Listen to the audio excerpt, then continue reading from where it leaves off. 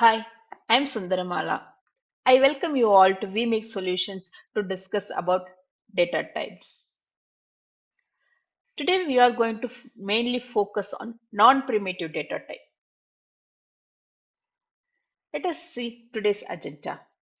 Pictorial representation of data type, non-primitive data type, types of non-primitive data types, non-primitive data type class and programming, class with real-time example, non-primitive data type array and programming, non-primitive data type string and programming, non-primitive data type interface and programming, difference between primitive and non-primitive data type, and finally interview questions. Pictorial representation of data type. The data type classified in two ways.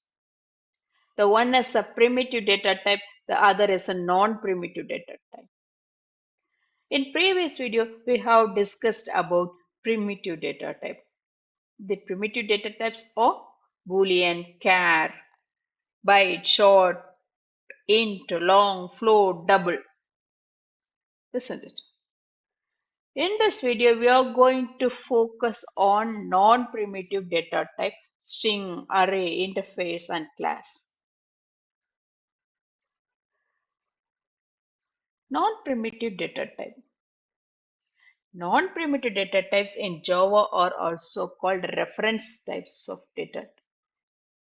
They refer to objects. Non-primitive data types are created by the programmer and they are not predefined.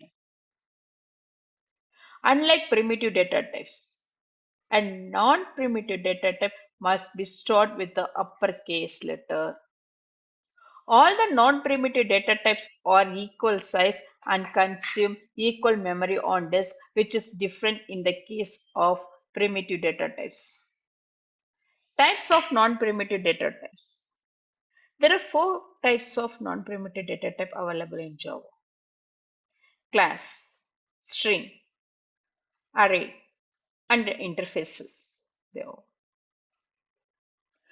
non-primitive data type, class and object. A class in Java is a user-defined data type. Class consists of data member and member functions. An object is the variable of the class, which can access the elements of class, that is, methods and variables. A class and object plays main role and important role in Java. Without class and object concept, we can't do anything because Java is an object-oriented language. Let us see the real-time example lock and key for class and object.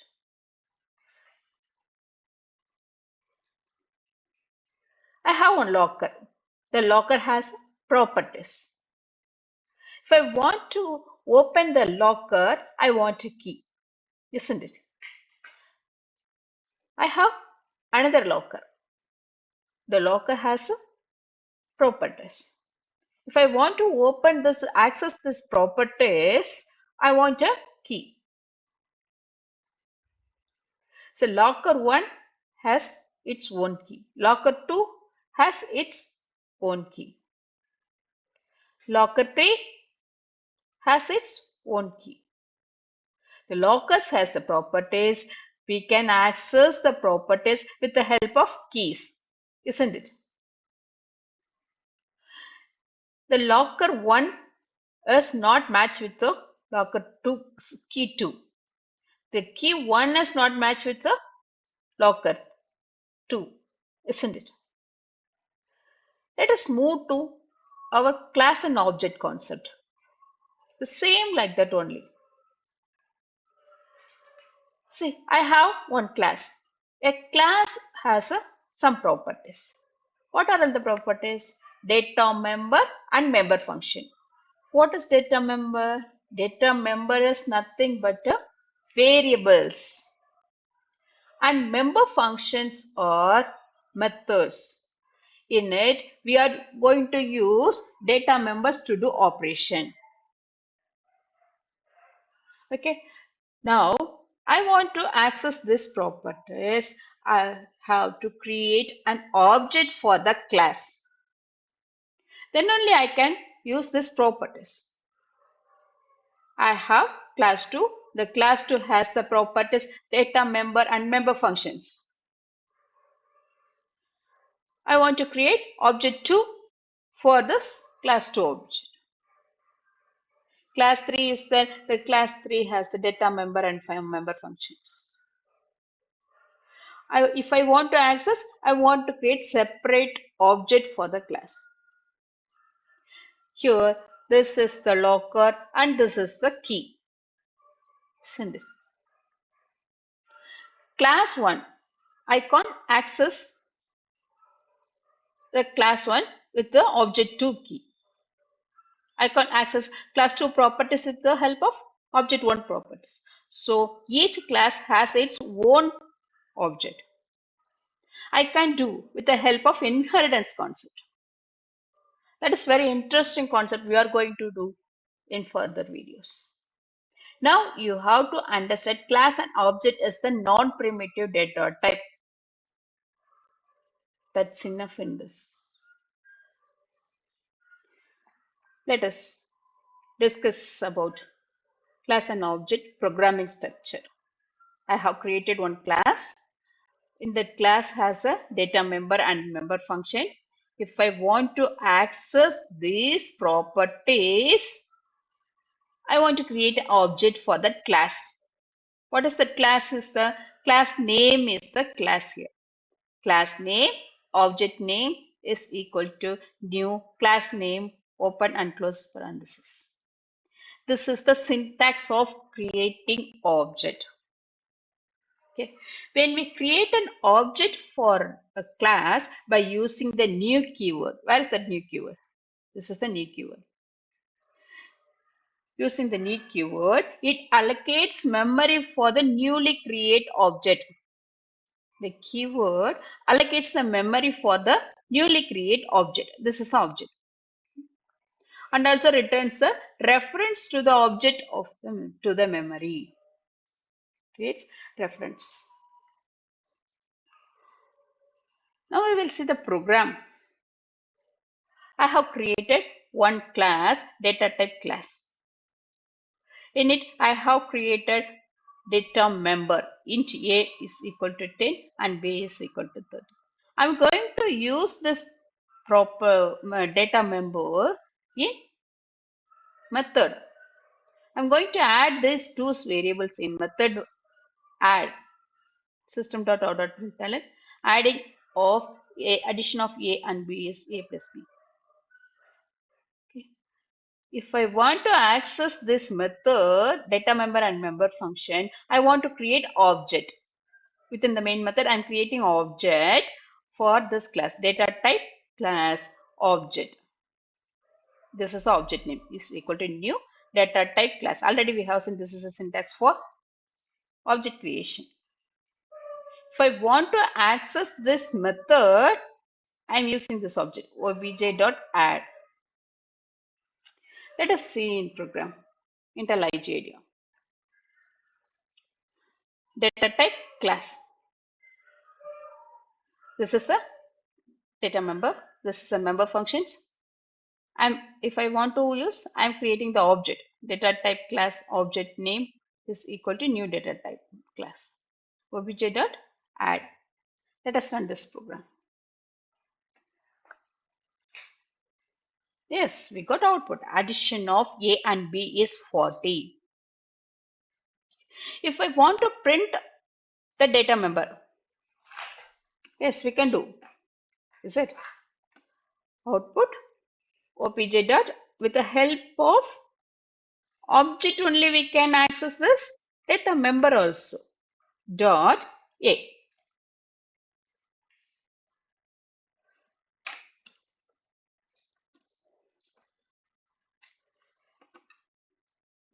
Obj dot object dot B. This is another member. It will print. Is it?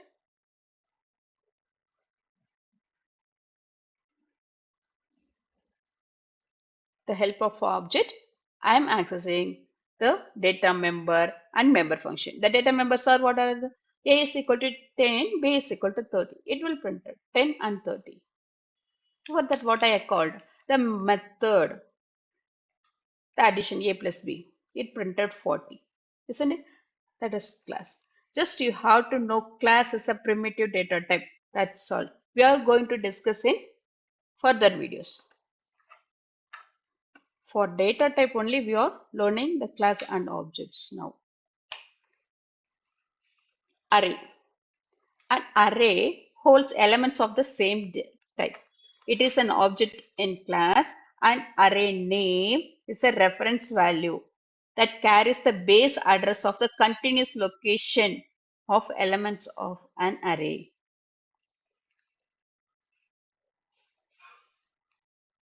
See, I have created one class data type array. I have created main method. Within main method, I am going to create one variable letters. The letters has a array value A, B, B, C, C, C. This is a string. This is the way of declaring array. String, open and close bracket. Send it. See, for int I is equal to, I am going to print this values with the help of for loop. Just I am printing letters variable of I. This is going to iterate. The for loop used for iterate. Iteration. We are going to discuss the for loop and everything, and array also. Let us jump into program. Data type array. This is a class. This main button I have created one string, single dimension array. String is the data type, so I'm going to store A, B, B, C, C. This is a string, so we have to give double quotes for each and every. Now I'm going to print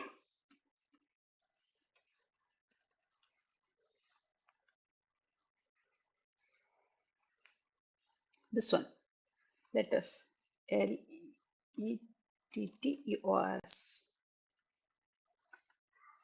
It will print, isn't it? Definitely it will print array. This is print. I can print num also. I have created int as a data type. This is a single dimension array. That's why I'm giving num as a variable name. I'm storing same type of data 3, 4, 5. Here I'm saying string only. If I try to store any other data type, it shows error. See? A string can have only a same data type. So array can have only a same data type values. Now I'm going to print num. It will print. So the array is a primitive data type. It will print number also. Array can hold the same type of data only. The next is string. The string data type stores a sequence or array of characters. Single character means that is char data type. We are going to store sequence of character in string. A string is a non-primitive data type, but it is a predefined in Java. String enclosed in double quotes. Character enclosed in single quotes, but string enclosed with double quotes. The other non-primitive data types are not a predefined, but string is a predefined. Data type string, I have created a class. In it, I have created one main method. Within main method, I am printing, hi, welcome to vMake Solutions. This is a sequence of letters. I'm going to store in this data type. Just I'm printing the variable high. What it will be print? It will give the VMix solution as a result. Let us jump into IntelliJ IDEA to see the see. I have created a class. Within the class, I main method. Main method. I have created one variable high is equal to welcome to your VMix solutions. The data type is string. I'm just printing this hi. Welcome to VMix solutions. It print. The next is interface. An interface is like a class. The key difference is that interface contains abstract methods and by default they have no body. See, this is the interface. This is like same like a class, but this have only a definition, not a declaration. We are define the method print. The definition available in a class, public class data type interface. This is the class name. I'm implementing that interface implements high. Now I am giving declaration for this definition print. System.out.println welcome to VMix solutions. If I want to access this method, I want to create object for the class. What is that class name? Data type interface. Object I have created is equal to new data type interface. Now I can call the method with the help of object obj.println. Let us jump into IntelliJ IDEA. This is the interface. So look over here. This is the interface. I have created class. I am implementing the interface in this class. The interface name is high. Implements high. This is the keyword for implement the interface. I'm printing just all. That's all. This is the declaration. This is a definition. The interface has only a definition declaration. The class only has a definition for that interface. Now I'm going to print. Run this program.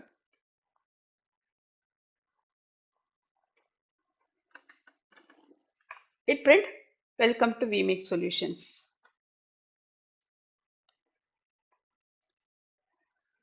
Okay. So the interface is a keyword, non-primitive data type.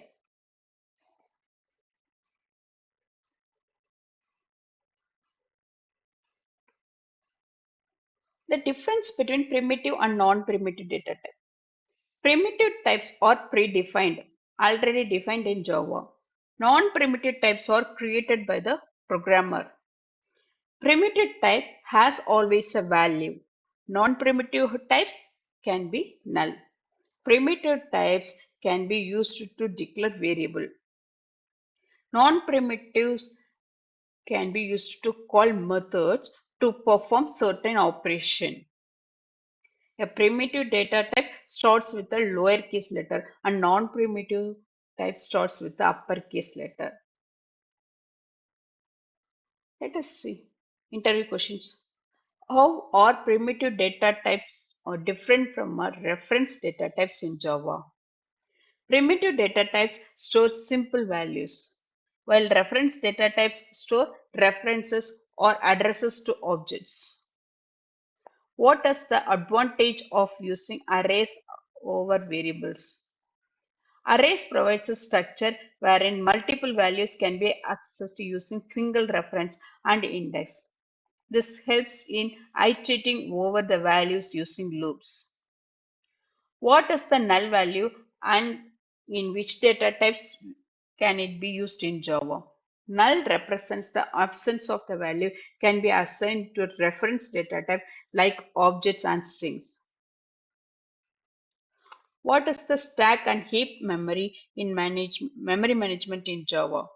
And how are variables stored in this area? Yes, in Java, the stack is used for local variables, method calls, while the heap memory is used for objects and dynamically allocated memory. Local variables are used on the stack, while objects and instant variables are stored in the heap. I hope this video is very useful for you. If you have any queries, just mail me msundaramal@gmail.com. I will catch you with another video. Until be happy, always make others happy.